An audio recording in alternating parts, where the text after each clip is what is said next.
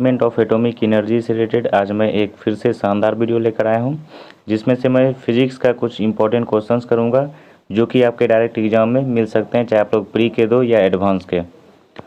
तो आइए, इसमें से सबसे फर्स्ट नंबर क्वेश्चन में पूछा गया, निम्न तत्वों में से किसमें न्यूट्रॉन नहीं होते हैं। और ये सारे क्वेश्चन आपके रिपीटेड हैं, चाहे आप लोग एनपीसीएल के हो या बार के किसी भी। तो सबसे फर्स्ट नंबर क्वेश्चन में आपसे पूछा गया, निम्न तत्वों में से किसमें न्यूट्रॉन नहीं होता है। तो आपसे पूछा गया इन चारों में से किसमें से न्यूट्रॉन नहीं होता है। तो इसका राइट जो आंसर हो जाएगा वो option number C, hydrogen. Hydrogen में न्यूट्रॉन नहीं होता है क्योंकि हाइड्रोजन का परमाणु क्रमांक 1 होता है और साधारण हाइड्रोजन समस्थानिक में कोई न्यूट्रॉन नहीं होता है।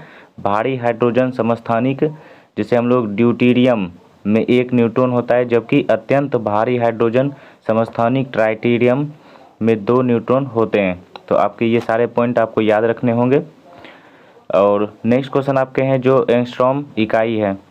तो एंगस्ट्रॉम जो है वो इकाई तरंगदैर्घ्य की होती है और साथ ही 1 एंगस्ट्रॉम इक्वल टू होता है 10⁻⁻10 मीटर। तो ये भी आपको याद रखने हैं। इसी के साथ मैं नेक्स्ट क्वेश्चन की बात करूं, प्रकाश वर्ष किसकी इकाई है। तो आपका इसका जो राइट आंसर होगा वो प्रकाश वर्ष दूरी की इकाई है और 1 प्रकाश वर्ष इक्वल टू होता है light year equal to 9.46 into 10⁻+15 metre. इसके साथ ही नेक्स्ट क्वेश्चन में आपसे पूछा गया, घड़ी में प्रयोग होने वाली कार्टज क्रिस्टल होते हैं। तो ये होते हैं सिलिकॉन डाइऑक्साइड के। और साथ ही इसके बारे में अगर हम लोग बात करें तो सिलिकॉन का जो कभी कल रासायनिक नाम पूछ लिया जाता है या रासायनिक इसका फॉर्मूला तो होता है SiO2 आपके हो जाएंगे।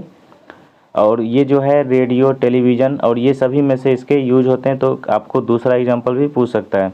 तो आपसे क्वेश्चन नंबर 5 में पूछा गया कि हर्ट्ज में क्या माना जाता है। तो हर्ट्ज जो होगा वो आपके लिए यहाँ पे ऑप्शन नंबर ए हो जाएंगे, आवृत्ति की SI यूनिट होती है। और इसके साथ ही हर्ट्ज आवृत्ति मापा जाता है, इससे संकेत HZ से हम लोग डिनोट करते हैं, कभी कल ये भी पूछ लिया जाता है। इसके साथ ही अगर हम लोग बात करें एक समान मनुष्य में जो है वो HZ 20 HZ से लेकर आपके 20,000 HZ के बीच में होते हैं। तो ये पॉइंट आपके बहुत बार रिपीटेड हैं, इसलिए आपको ये भी याद रखने होंगे। इसी के साथ चलिए मैं नेक्स्ट क्वेश्चन की तरफ अगर चलूँ तो नेक्स्ट क्वेश्चन आपसे पूछा गया कि आवृत्ति को मापा जाता है। तो सेम क्वेश्चन देखिए रिपीटेड है, एक बार बार्क में पूछा था और सेम क्वेश्चन आपके एक बार NPCL में भी पूछा गया है। तो आवृत्ति को मापा जाता है, ये भी क्या हो जाएगा, हर्ट्ज। तो आपसे क्वेश्चन नंबर 7 में पूछ लिया गया कि विद्युत शक्ति की इकाई है, तो आपके हो जाएंगे वाट। इसका राइट आंसर हो जाएगा वाट। और विद्युत शक्ति को P से हम लोग डिनोटेड करते हैं। P इक्वल टू होता है कार्य वर्ग बटे समय T और विद्युत शक्ति का SI मात्रक वाट होता है। तो ये आपके हो जाएंगे। इसी के साथ नेक्स्ट क्वेश्चन की तरफ अगर हम लोग चलें तो नेक्स्ट क्वेश्चन में देखिए आपसे पूछा गया यहाँ पे कि दृश्य स्पेक्ट्रम के तरंगदैर्घ्य की सीमा होती है। तो जब आपसे दृश्य स्पेक्ट्रम तरंगदैर्घ्य की सीमा पूछे तो ये 3900 आर्मस्ट्रॉन्ग से लेकर 7600 के बीच होते हैं और ये आपको याद रखने होंगे, क्योंकि अगर हम लोग इसकी बात करें तो यह व्यक्ति की उम्र, आँखों की क्षमता, प्रकाश स्रोत की दूरी एवं तीव्रता आदि बातों पर निर्भर करता है। तो इसलिए नेक्स्ट क्वेश्चन की तरफ अगर हम तो देखिए आपसे क्वेश्चन नंबर 9 में पूछा गया कि सौर विकिरण निम्न में से किस प्रास में दिखता है। तो इसका राइट आंसर हो जाएगा 400 से लेके 700 नैनोमीटर के बीच में। क्वेश्चन नंबर अब 10 की बात कर ले तो क्वेश्चन नंबर 10 में आपसे पूछा है कि आर्द्रता किस उपकरण से नापी जाती है।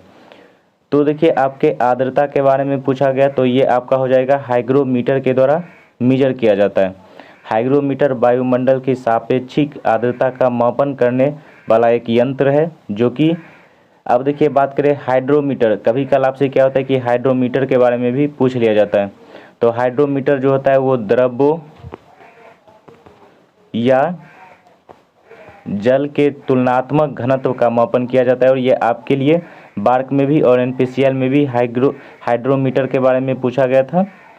इसी के साथ हम लोग और देखिए लैक्टोमीटर के बारे में आपको पता ही होगा कि दूध का मेजर किया जाता है। नेक्स्ट क्वेश्चन आपके लिए पूछा गया कि क्वेश्चन नंबर 11 में दाब की इकाई क्या है। और ये दोस्तों आपके लिए बहुत ही ज़्यादा इंपॉर्टेंट क्वेश्चन है। तो इसका जो राइट आंसर हो जाएगा न्यूटन पर मीटर। न्यूटन पर मीटर स्क्वायर होता है इसका राइट आंसर, और आपको ये याद रखने होंगे। अब अगर बात करें इकाई क्षेत्रफल, किसी तल के इकाई क्षेत्रफल पर लगने वाले बल को हम लोग दाब कहते हैं। ये सेम डिफिनीशन आपको बार्क में 2021 में पूछ लिया गया था। इसके साथ ही बात करें तो दाब एक अदिश राशि है, ये भी आपको याद रखना है, क्योंकि कई बार क्या होता है कि इसी टाइप का क्वेश्चन देके छांटने के लिए बोलता है। साथ ही अगर बात करें तो इसका जो मात्रक होता है न्यूटन पर मीटर स्क्वायर, जिसे हम लोग पास्कल बोलते हैं। और एक बार क्वेश्चन पूछा गया था 1 पास्कल इक्वल टू, बहुत सारा ऑप्शन था जिसमें से आपके न्यूटन पर मीटर स्क्वायर भी था, तो यही आपके राइट आंसर हो जाते हैं। चलिए नेक्स्ट क्वेश्चन की तरफ हम लोग चलते हैं। क्वेश्चन नंबर 12 में दाब का मात्रक है।